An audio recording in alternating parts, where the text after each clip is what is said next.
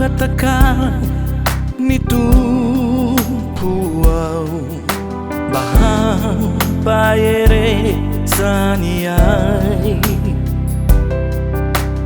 rehefa tsy mandeha tsara ny zavadrehetra na maly ahy izy hoe aza manana ai mampahery anao ao ka dia aza matahotra mangataka Tompo iaraka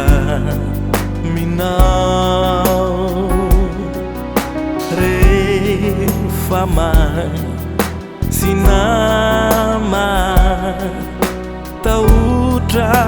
ny lalana fa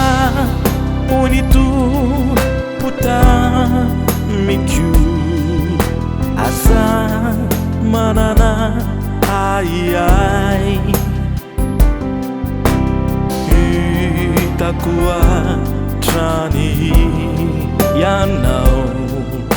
sy zay tsaro anao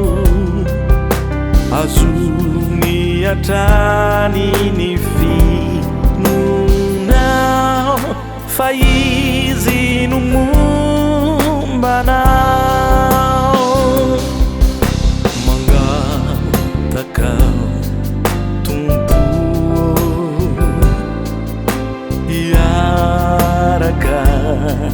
minao rehefa sy nama tahotra ny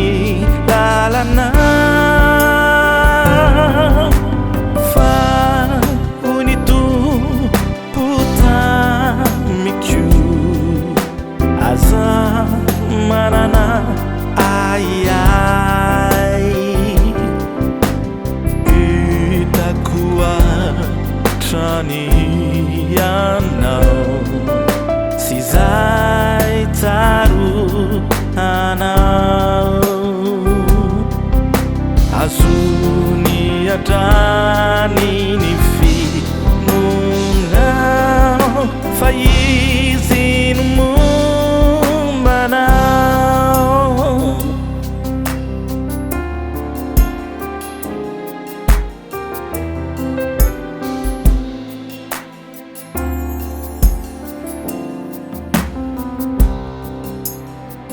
viloma